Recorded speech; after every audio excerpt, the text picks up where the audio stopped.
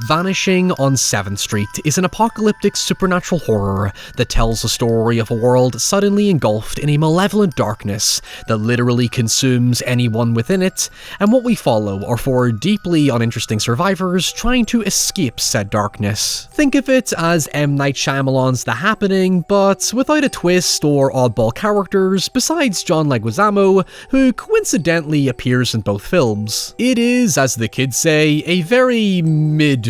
at best, but given that I recently covered Session 9 by the same director Brad Anderson, I remember this one being forgettably disappointing, so I felt compelled to revisit it. Besides Shyamalan comparisons, Vanishing on 7th Street is sandwiched between those Christian Left Behind films and Stephen King's The Langoliers, in that it's basically an agnostic rapture movie, but with an actual supernatural entity, alongside a pretty horrible ending. Now, before you go, oh, it's a survival movie with a fairly nihilistic Lovecraftian-esque threat that cannot be explained and is simply beyond our understanding, so surely in that case the journey matters more than the destination. Well, you would hope so, but a good 60% of this film is set in a bar, so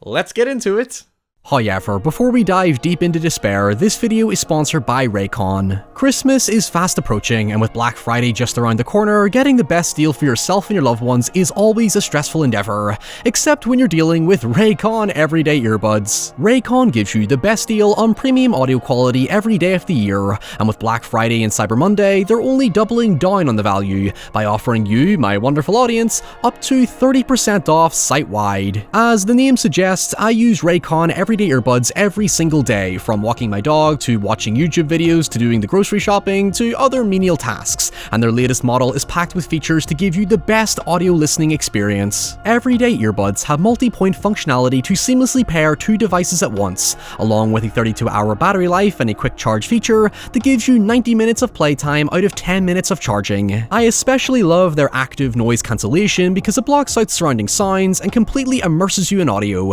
which is excellent for video games to really elevate the action and suspense. These are easily the most reliable earbuds I own. They fit perfectly and never cause discomfort or fall out, and I even have them in a protective case cover for that extra flair and protection. It's time to save big for Black Friday by going to buyraycon.com/Ryan today to get up to 30% off site-wide. And bear in mind, that's also taking into account Raycon already start at half the price of other premium audio brands.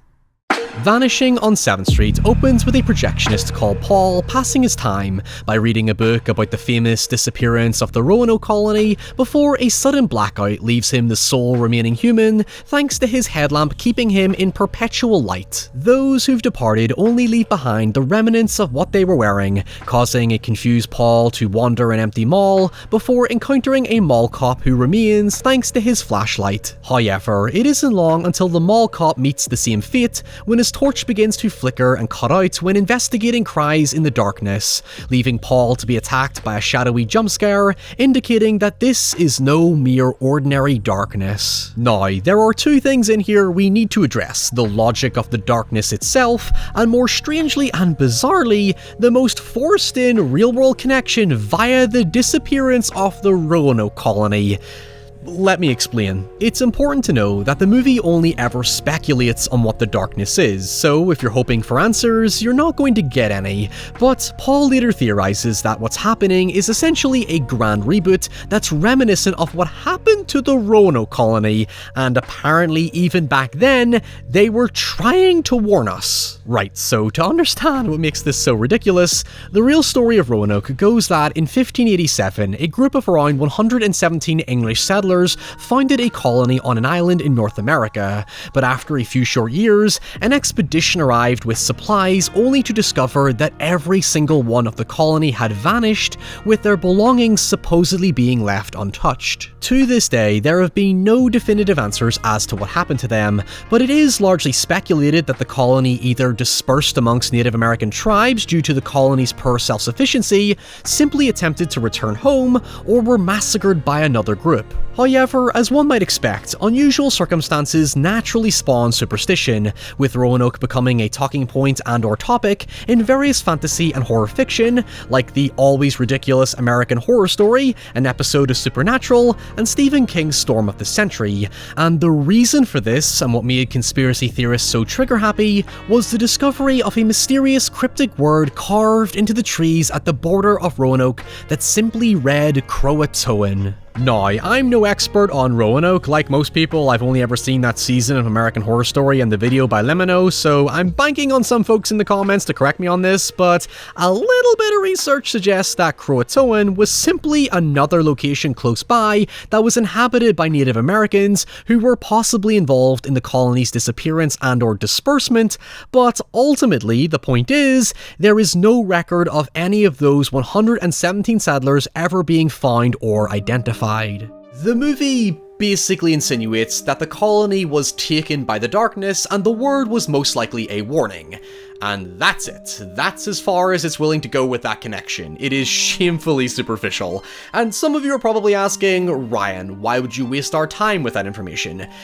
Because so does the fucking movie. It makes a very distinct point about Roanoke and Croatoan, with the word literally being graffitied on a bridge at the border of town at the end of the film, as if to confirm the theory as fact. Bear in mind, I would be far less of a smartass if this was purely Paul's theory, because he pretty much throws out everything conspiracy theorists would possibly land on, like black holes, hadron colliders, flesh-eating bacteria, aliens, alternate realities, and you name it, he likely mentioned it, but no, the movie actually shows you that fucking bridge with Croatoan written on it. Anyway, our other characters include a doctor called Rosemary, who is desperately searching for her son Manny, a teenager called James, whose parents own the bar our protagonists hide in, and then there's Anakin Skywalker, aka Luke, because that's not confusing. Luke is technically the star of the film, as much of our perspective is framed through his eyes, as he awakens the next morning following the mysterious blackout in his skyrise apartment that overlooks the metropolitan city of Detroit,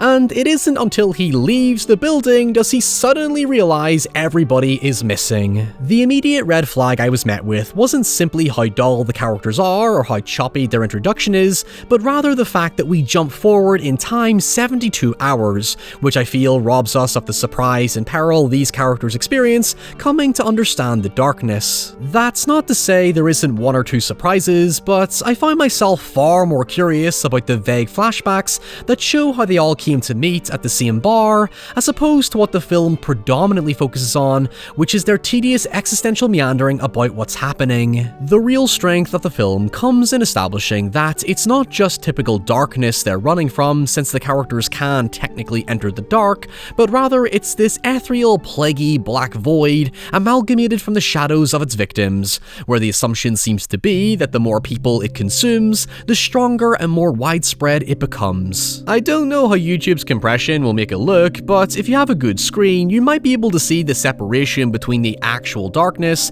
and the pitch black otherworldly entity emerging from it. It heavily reminded me of the J-horror Kiro or Pulse in how it depicts a similar happening via internet ghosts absorbing humanity through darkness, especially when it's discovered that the souls taken by the dark can communicate with and manipulate people, even making them see things that aren't actually there. Hell, during Luke's flashback, he sees a tape of a guy explaining that he heard the voice of his brother calling to him from the darkness, but his brother has been dead for 8 years, implying what's in there is some sort of afterlife. Yet, the big question Rosemary asks as a practicing Catholic is whether the darkness is good or bad, even openly revealing her intention to embrace it should her son Manny be in it, because it seems inevitable that a rapture has come, even if it is a punishment or a test from God. I mean, with that perspective, if this is meant to be some sort of heavenly rapture, it's not exactly doing a good job of selling it as one, with the way the shadowy figures cast on surfaces or physically manifest from the dark,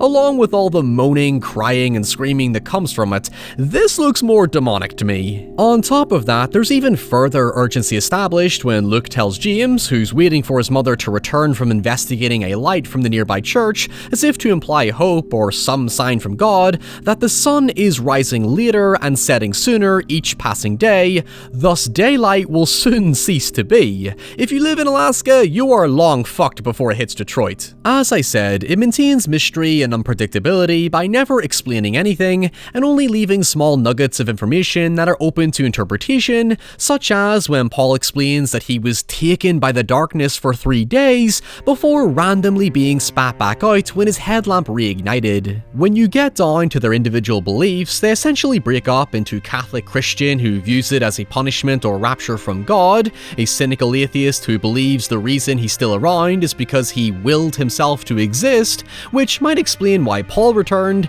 and then you've got the agnostic conspiracy theorist who just wanders through the film with a concussion and somehow seems to have the most valid interpretation given the Croatoa message at the end. I don't know why that bothers me so much. With Luke in particular, it does try to give him some element of moral quandary, but it quickly contradicts it when we first see him trying to survive and refusing to help another person desperately just searching for light, yet later on, without any extra development, decides to risk his life to heroically help a stranger that happens to be Paul before the darkness once again consumes him. His motive is to simply leave town and make it to Chicago, because he's holding on to a glimmer of hope that there are survivors there, including his ex-wife, whom he left to pursue his career in Detroit. Eventually, Luke and Rosemary head out in search of a working vehicle, which means shit naturally hits the fan as back at the bar, Paul asks James to play sentimental music, and while James gets lost in memories of better times when his parents ran a busy bar,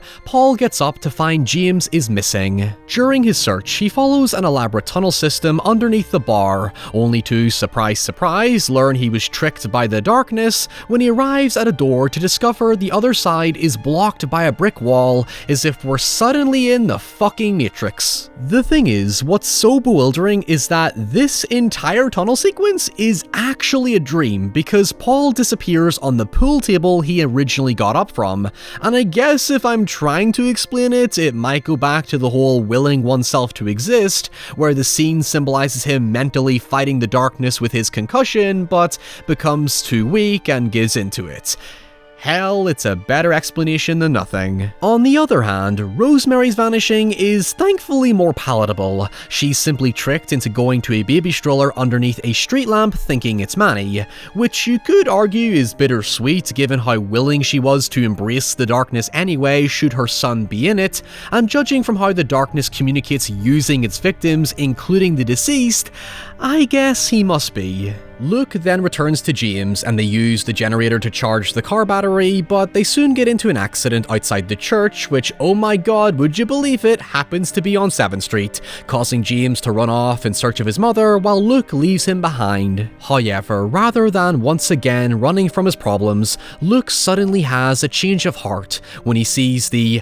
Croatoan marking on the bridge at the border of town, but of course, when he breaks through the church doors to save James from the darkness, he soon vanishes when the car battery dies, leaving James surrounded by candles symbolizing the souls of those who vanished, including his own mother, and proclaiming aloud that he exists, showing his will to fight on. He survives into daylight. And that's it. Since no clear theme has been established, there's nothing to really take from the ending. Even for someone who annoyingly overanalyzes things like me, even I can't properly bullshit a meaning out of it. It just sort of feels like the movie ran out of budget, because at least The Happening had the whole nature is unpredictable and unexplainable, while Kiro had this tightly woven story about human loneliness and the ever-growing imposing nature that technology has on our existence. There's even that Nicky Cage film, The Knowing, where it pulls the whole children are our future and we must protect them, given James does meet this girl with a solar-powered light and they venture out of the city together as sun sets. But as it stands, Vanishing on 7th Street fails to commit to anything, thus the impact feels hollow.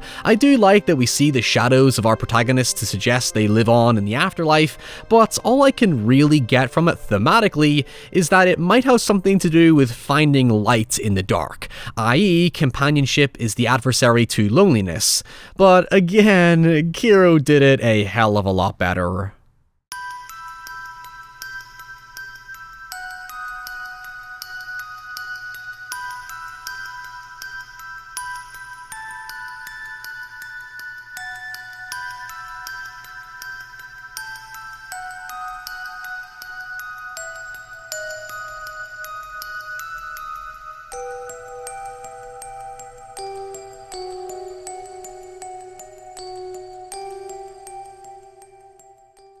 Ah,